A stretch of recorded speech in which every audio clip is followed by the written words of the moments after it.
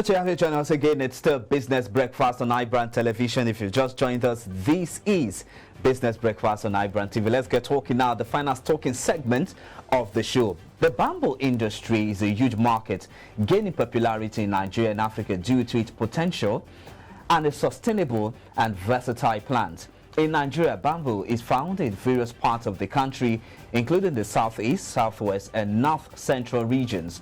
According to the Food and Agriculture Organization, Africa has over 4 million hectares of bamboo forests, which represent approximately 4% of the world's bamboo resources, while Nigeria is estimated to have about 800,000 hectares of bamboo forests, making it one of the largest bamboo resources in the region.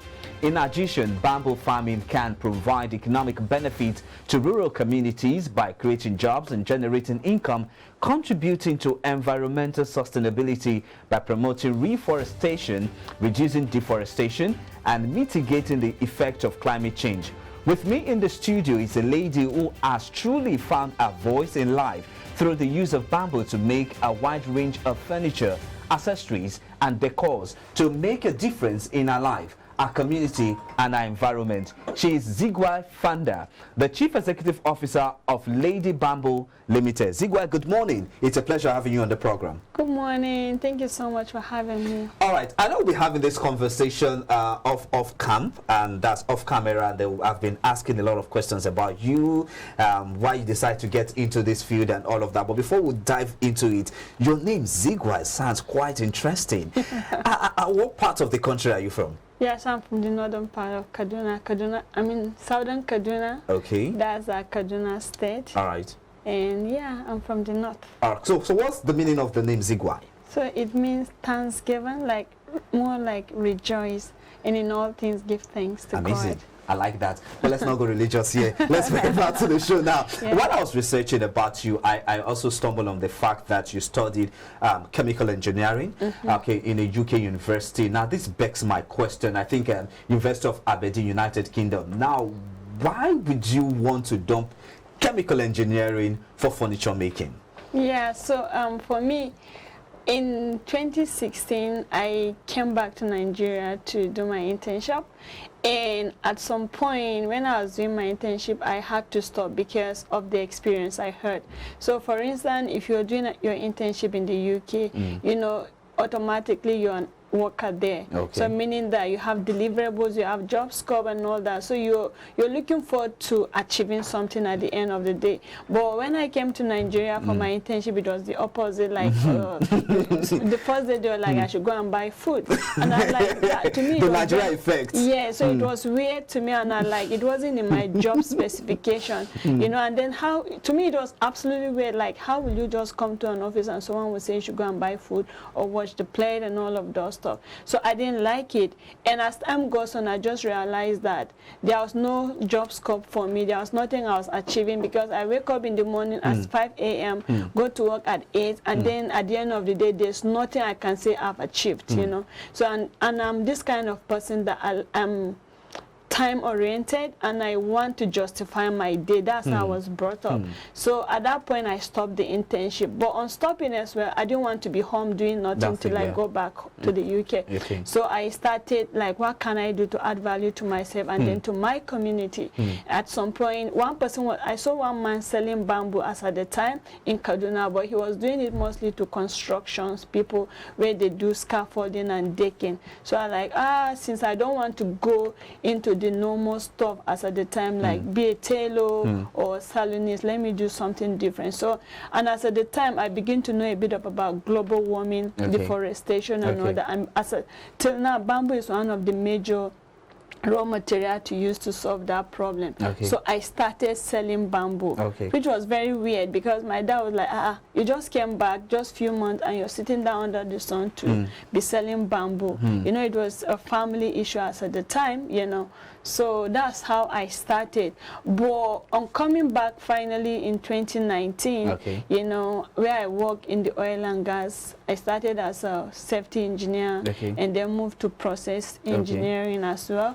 But in 2020, where we had the COVID, you know, it affected the oil and gas sector as well, because, for instance, if crude oil was sold at $50 per barrel. It dropped to about $18, $17 per barrel. So it affected the oil and gas, and they made a lot of people redundant. So I remember one time, one lady was like, oh, I've worked in this company for like 25 years of my life, and then they just wake up and say I should go. So I used my life building somebody's dream.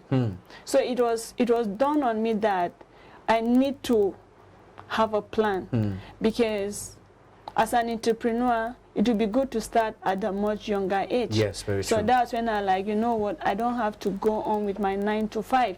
Let me focus on my passion and then trust God to take me to where I have seen, because you have to have a goal, you have to have a vision, because you see what people don't see. Exactly. Because you see it, you can't, at times you can't even explain it, you can't even hold it, you know, but you just know, there's a knowing that this is what I want.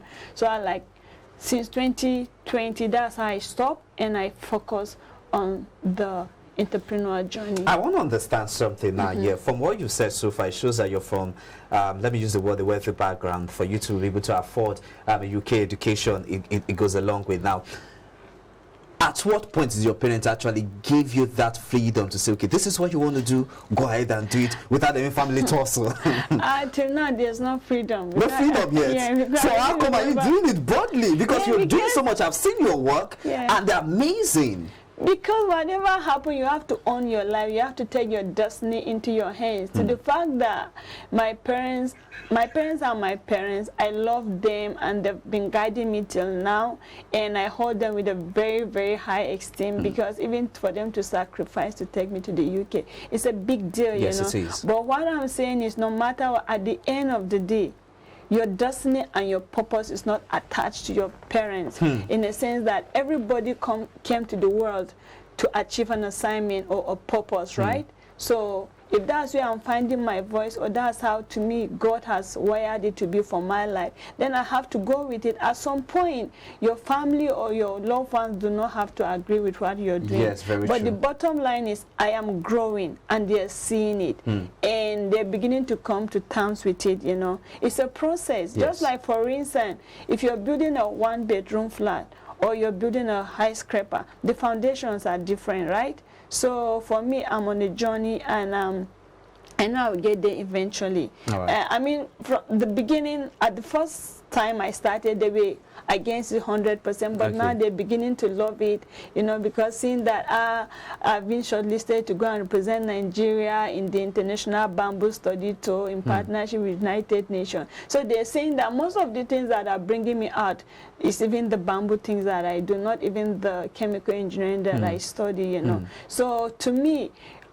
just keep doing what you ought to do. At some point, your voice will be heard. All right, great then. Because if you ask me, as a parent, I would find it extremely difficult to allow my child to study chemical engineering, where most parents will say, well, that's where the money is, you know, to go do something else. Let's talk about entrepreneurship now. We understand that doing business in Nigeria is quite challenging.